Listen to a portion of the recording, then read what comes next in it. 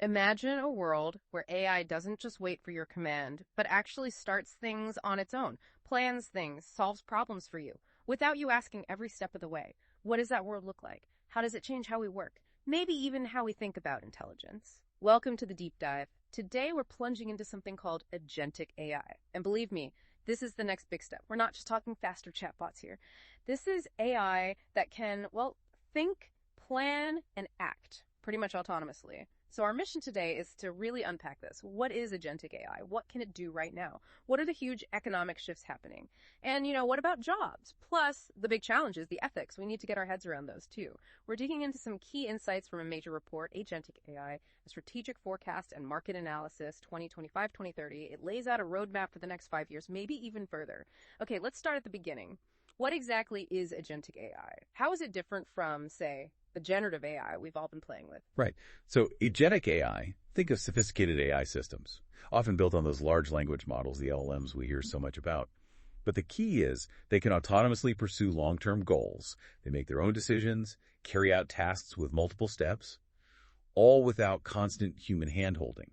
The big shift, really, is from reactive AI, like ChatGPT, waiting for your prompt, to proactive AI that actually initiates actions, manages workflows. Proactive, okay, so it's taking the initiative. Exactly. And a few core ideas really define it. There's autonomy, obviously the capacity to start and finish complex tasks, sometimes juggling multiple goals, with minimal oversight from us. Then there's reasoning. These systems can make pretty sophisticated decisions, weigh trade-offs, plan ahead, even reflect on their actions, and maybe most importantly, adaptability. They adjust on the fly to changing situations, unpredictable environments. They're not stuck on a fixed script. That combination sounds powerful. Autonomy and adaptability. It really is. That's what lets them operate in the messy, real world, not just controlled lab settings. They also learn continuously through something called reinforcement learning.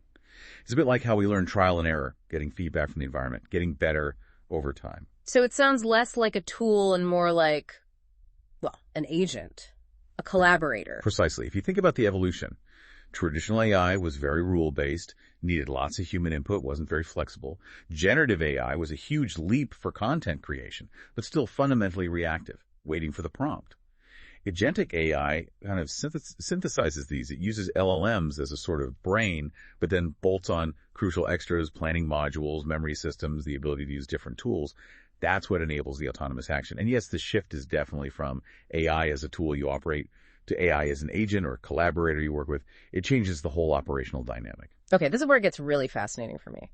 What are these agents actually doing? Like right now in 2025, any concrete examples? Oh, absolutely. They're already deployed and making a real difference. Take research, for example. OpenAI has a system called Deep Research. It can autonomously plan out a whole multi-step investigation. It digs through different sources, text, images, even PDFs, synthesizes reports with citations, and here's the kicker. It makes its own judgments about whether a source is trustworthy. That's a big step. Wow, okay. Judging trustworthiness. That's quite something. What else? Well, think about travel planning. An agentic system could handle the whole thing, booking flights, finding hotels, scheduling tours, making dinner reservations autonomously. And it doesn't just set it and forget it. It monitors things in real-time flight delays, weather changes, and dynamically updates your itinerary. It's not just suggesting options. It's actually executing the plan. So a truly personal travel agent that handles everything. Pretty much. Or look at logistics and supply chains. Systems are optimizing delivery routes, predicting potential bottlenecks before they happen, adjusting inventory levels, even rerouting shipments automatically. Walmart, for instance, has this always-on inventory intelligence system. Using agentic AI, they saw a 22% increase in e-commerce revenue just by managing stock more proactively. 22%. That's significant. It is. And customer service is another big one. We're seeing AI that can classify support tickets, authenticate users, initiate actions like processing refunds, and even handle follow-ups, all without a human needing to step in for the routine stuff. Gartner actually predicts that by 2029, something like 80% of common customer service issues will be resolved by agentic AI. 80%. That's transformative for that sector. It really is. And it's not just a fancy chatbot. It's AI taking concrete actions in back-end systems. The scope is just incredible. It really hits home that this isn't some niche tech. It seems like it's becoming a fundamental layer across industries. Is there any sector where the adoption seems surprisingly fast? That's a good question. You might think traditionally cautious sectors like legal or finance would lag behind, but we're seeing significant movement there. Look at JPMorgan's coin-end system for contract intelligence. Agentic AI helped them slash error rates in contract reviews by 80%. And get this, it saved them around 360,000 hours of lawyer time annually. 360,000 hours. Wow. Yeah. And major law firms like Allen & Overy are using AI co-pilots, like one called Harvey, that are handling tens of thousands of legal queries daily. So even in these fields, there's a real appetite for this level of automation. And the broader trends back this up. Gartner thinks a third of all enterprise software will have agentic capabilities by 2028. And this year, 2025, over 60% of new AI deployments in businesses are expected to use agentic design. 60% this year. That's incredibly fast adoption. It is. Even the tools to build these things, like Microsoft's AutoGen framework, are being picked up rapidly. Over 40% of Fortune 100 companies are using it. We're moving past the hype cycle and into serious industrialization. Okay, so the tech is clearly moving fast. What does this mean for the economy overall? Are businesses putting serious money behind this? Oh, absolutely. The market growth projections are, well, they're staggering. The global market for enterprise agentic AI was maybe around $2.6 billion in 2024. By 2030, projections range from $24.5 billion up to maybe $48.2 billion. 48 billion. Possibly. We're looking at compound annual growth rates, CAGR consistently hitting 41% to 57%. According to multiple research firms. This isn't slow and steady, it's explosive growth. Where's this growth happening? Is it concentrated somewhere? Right now, North America has the biggest slice of the pie. But the fastest growth, the highest CAGR, is projected for the Asia-Pacific region.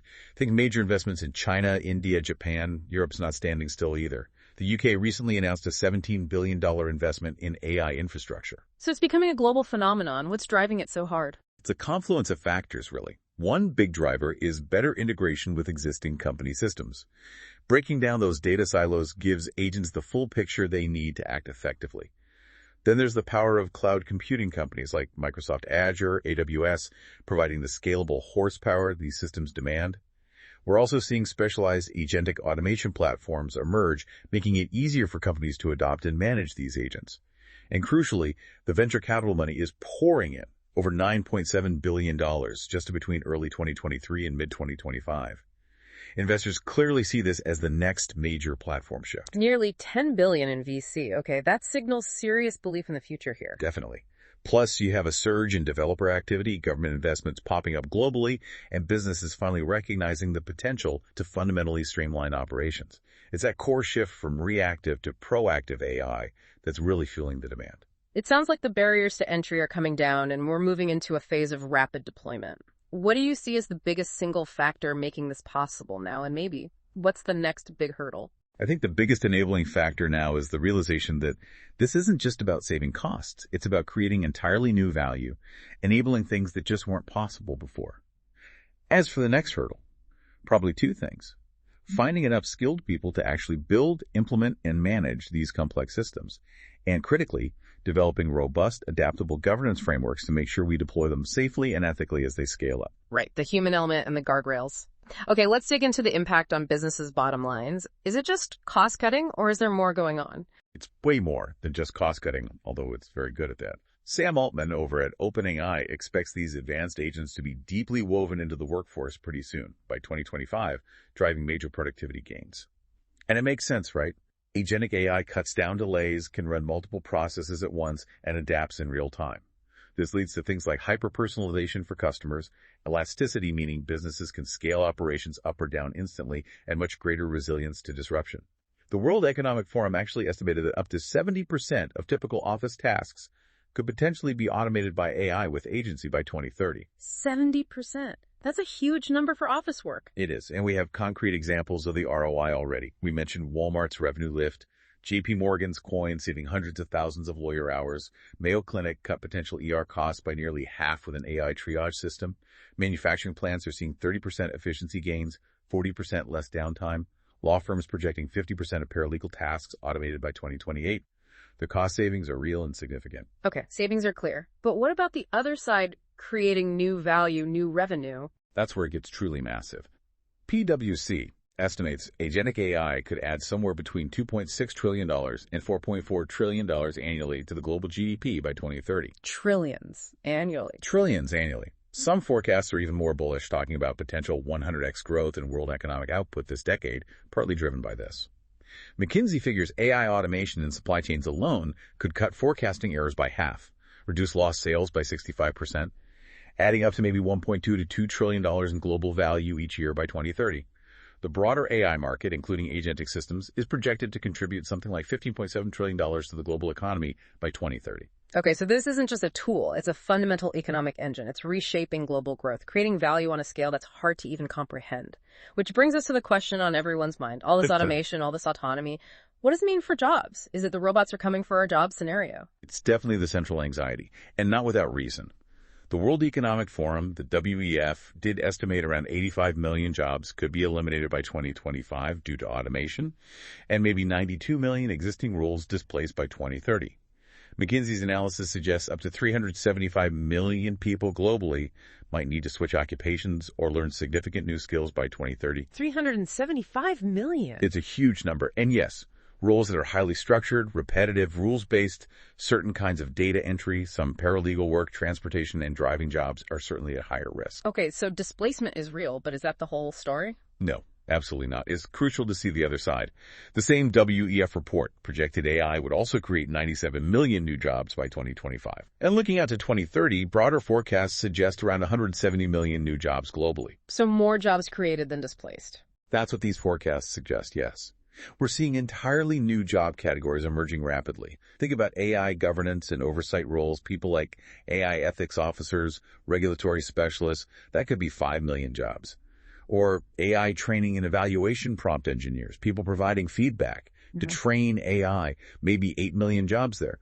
Then there's AI integration and transformation specialists, helping companies actually implement this stuff, potentially 12 million jobs, plus millions more in AI-related cybersecurity, scientific support, human services, creative fields enhanced by AI, manufacturing, education, healthcare. The list goes on. It sounds like a massive restructuring of the labor market then, not just elimination, but transformation. Exactly. And that means a huge shift in the skills that are needed. The WEF thinks nearly 40% of core job skills today will be outdated within the next 5 years or so. 40%. Yeah. So demand is soaring for uniquely human skills. Critical thinking, creativity, emotional intelligence, complex problem solving. And alongside those, new technical skills are essential. Data literacy, understanding systems, programming basics, machine learning principles, good communication. Companies know this. 85% say they plan to prioritize upskilling their current workforce. 70% expect to hire for these new skills. But are we ready for that? You mentioned McKinsey finding that many displaced workers lack the needed tech skills, and reskilling takes time. That's the major challenge. The skills gap is real, and retraining takes investment and time, often years. Plus, there are concerns about the quality of some new jobs, will they be well-paid careers or low-paying gig work.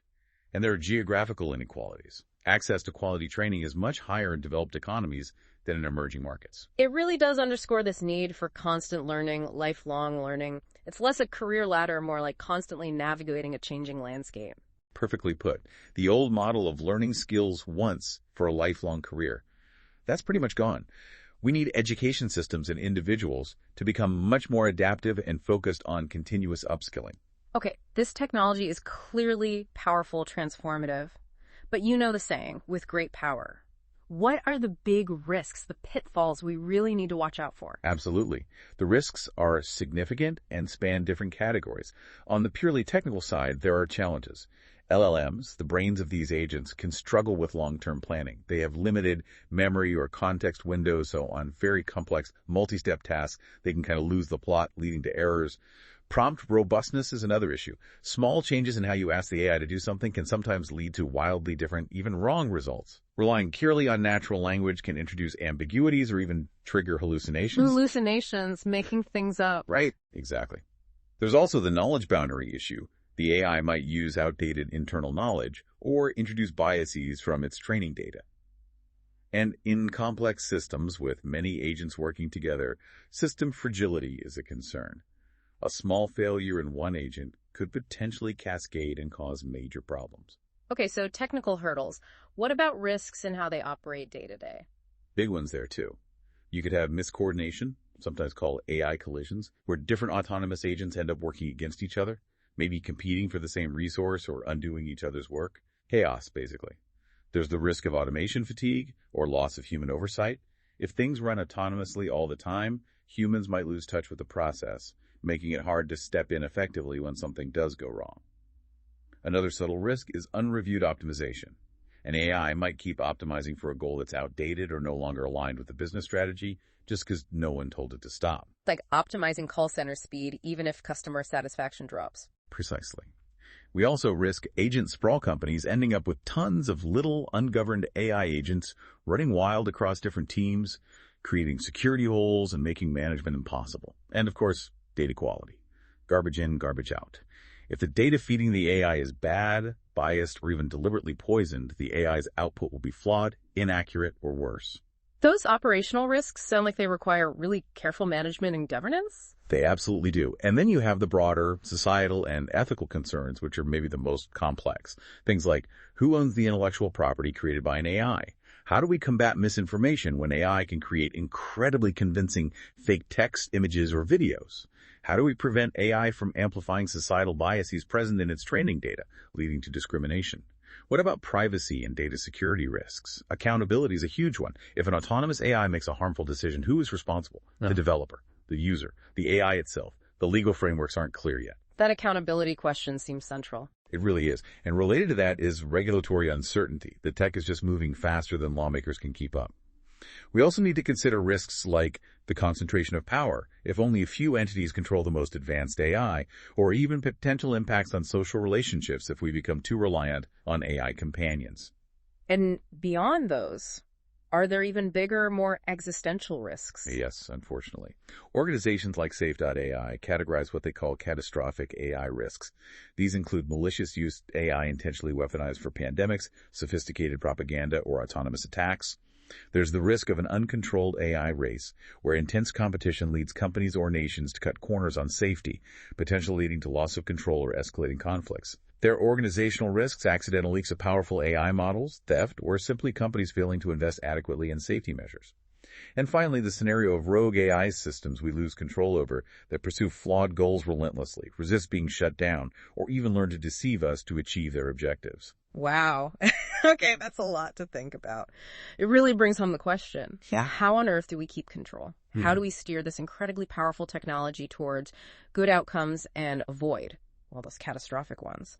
Is genuine safety even possible? It's the critical question, and thankfully there's a lot of effort going into it. What's encouraging is seeing a shift towards proactive design-based safety. Instead of just reacting with policies after something goes wrong, the idea is to embed governance and safety constraints directly into the AI's architecture from the beginning. Building safety in, not bolting it on. Exactly. We're seeing emerging models like agentic AI governance. This focuses on making the AI systems themselves capable of autonomously sticking to ethical rules, legal limits, and operational boundaries. They essentially self-monitor and self-correct. There's also a concept called the agentic AI mesh. This is more of an architectural pattern for managing large numbers of interacting AI agents. The goal is to allow collaboration while ensuring security, scalability, and what's termed governed autonomy, where policies, permissions, and checks are embedded within the network structure itself. It aims to prevent chaotic, fragmented AI ecosystems. So the architecture itself enforces the rules. That's the idea. And underpinning this are key principles for responsible deployment that are becoming standard practice, or should be. Things like clearly defining ethical boundaries and legal requirements up front. Embedding oversight mechanisms, tools to monitor for bias, ensure fairness, and provide explainability. Establishing human-in-the-loop (HITL) systems is crucial. For high-risk decisions, a human needs to give the okay, maybe even human-on-the-loop, where a human is monitoring and can intervene if needed. We also need dynamic policy enforcement systems that can learn and adapt rules based on real-world feedback and continuous monitoring with detailed audit trails. Traceability is key. And explainability seems vital too. Absolutely.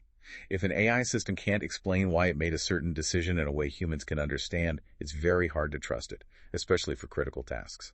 Setting clear execution thresholds, limits on transaction value, or risk level that require human sign-off is another important control. Are companies actually building tools for this governance layer? Yes. Major players are stepping up. IBM, for example, recently launched an agentic AI governance and security platform.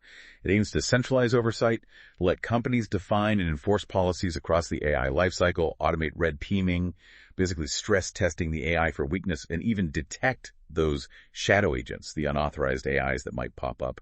But even with these tools, the challenge remains that the technology is evolving so fast, it often outpaces established laws and regulations, that regulatory uncertainty is a persistent issue. It sounds like transparency, accountability, and the ability for humans to intervene are the absolute cornerstones for building trust here, designing control in from the start. Okay, so connecting this back, what are the actual technological pieces that make all this agentic capability possible? What's under the hood? Right, the core building blocks. At the heart, you still have the foundational AI technologies. Large language models, LLMs, are usually the brain, handling the language understanding, goal interpretation, reasoning. Machine learning, ML in general, provides the underlying intelligence learning from data, recognizing patterns, making predictions. ML actually led the enterprise agentic market share in 2024. And as we mentioned, reinforcement learning, RL, is absolutely critical for the adaptability part, letting agents learn and improve through interaction and feedback. Deep learning, a type of ML using neural networks, is also key, especially for handling unstructured data like images, video, and speech. That segment's expected to grow fastest. So those are the core intelligence components. How are they typically put together in an agentic system? What's the architecture look like? Think of it as layers or modules working together. There's usually a tool layer. This is how the agent interacts with the outside world, connecting to APIs, databases, websites to get information or take actions. It's like the agent's hands and senses. Then there's the reasoning layer, often powered by that LLM brain. It takes the information from the tool layer, considers the goals, the context, and decides what to do next. And finally, the action or orchestration layer. This takes the instructions from the reasoning layer and executes them, often using the tool layer again. It creates this continuous loop: sense, reason, act. Sense, reason, act. Okay. Crucially, these agents also need memory systems, both short-term memory for the current task sequence and long-term memory to retain learning, past experiences, user preferences. This often involves specialized databases called vector stores. You also have specific tools, functions, APIs, databases that the agent is equipped to use, and components for perception, gathering info, planning, strategizing steps, and sometimes coordination if it's a multi-agent system. It sounds very modular. It is. And new architectural ideas are emerging too. We talked about the agentic AI mesh. There's also the idea of a web of agents, focusing on standard ways for different agents, maybe from different companies, to communicate and collaborate, like protocols for AI conversation. Things like Google's A2A or IBM's Agent Communication Protocol are trying to establish these common languages. So the future isn't just about building one super smart AI brain, but about building ecosystems of these agents that can work together effectively and safely through standardized interactions. Exactly. It's shifting towards optimizing the interactions in the overall system architecture, not just tuning the core LLM in isolation. And looking further out, beyond 2030, the trajectory points towards some really profound societal shifts. Some experts, like Ray Kurzweil, believe we could reach artificial general intelligence AGI, human-level AI, by 2030. That could trigger what's called an intelligence explosion or singularity, though that's obviously highly debated. AGI by 2030, that's soon. It is an aggressive prediction. But even short of full AGI, we're likely looking at AI-driven hybrid societies emerging by 2040. Humans and highly capable AI collaborating seamlessly in many fields. Imagine AI augmenting almost all creative work, maybe AI consultation being standard for medical diagnoses. We might even see AI influencers blurring the lines between virtual and real. That raises a whole new set of social questions. Definitely. And other big shifts.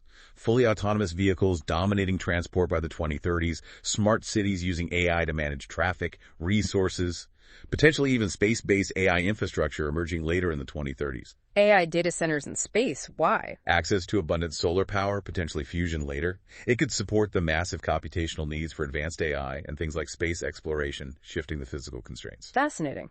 Okay, zooming back into the nearer term, say the next 5-10 years, what are the key trends we should be watching closely? Several big ones. We're seeing an explosion right now in autonomous web agents, AI assistants. They can browse the web, fill out forms, manage tasks for you. Expect that to become much more common, moving us towards an agentic web.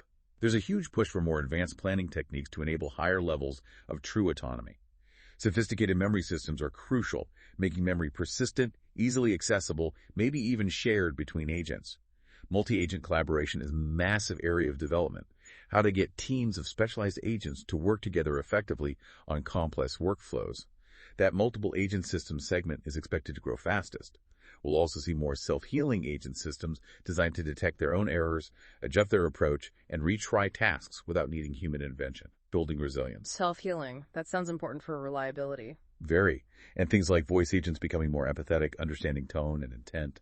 Retrieval augmented generation, RG agents that combine LLMs with real-time search for better accuracy.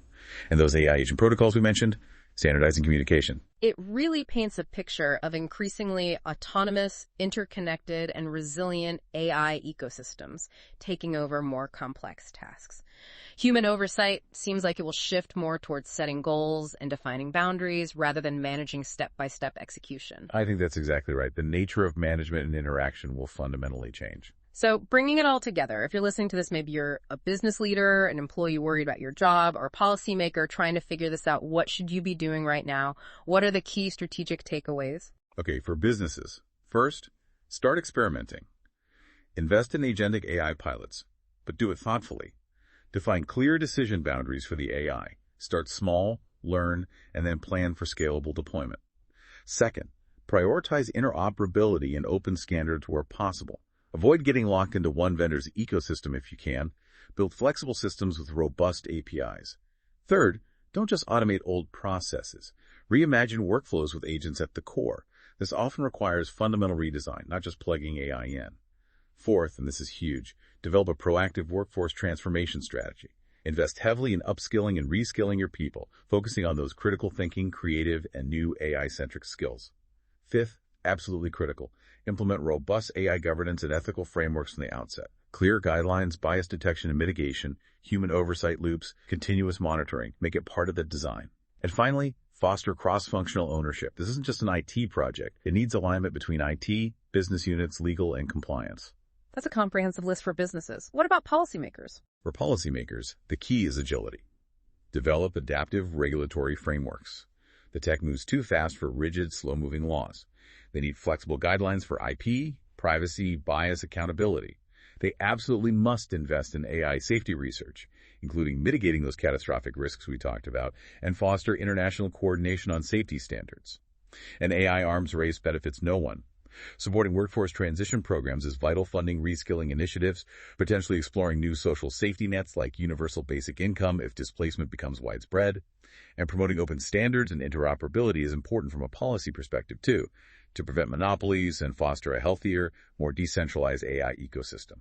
It really drives home that this isn't just about the technology. It's a massive organizational, cultural, and societal shift that needs strong leadership and a coordinated approach across the board.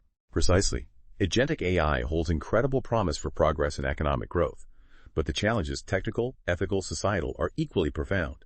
Navigating this successfully means striking a careful balance, fostering innovation while ensuring robust governance, designing for ethics from the start, and proactively adapting our workforce and institutions.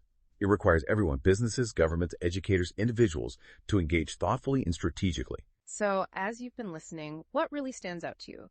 Is it that core idea of AI initiating actions, not just responding? Or maybe those mind-boggling economic numbers, talking trillions in potential GDP impact? Perhaps the final thought to leave you with is this. As agentic AI becomes increasingly capable of operating without constant human oversight, the fundamental question shifts. It's not just about what these agents can do anymore. It becomes about who they are ultimately accountable to. And how do we collectively ensure that their growing autonomy truly serves humanity's best interest? That's a conversation we're really just beginning. We encourage you to keep exploring, keep learning, and keep thinking about these implications. They're going to shape our future.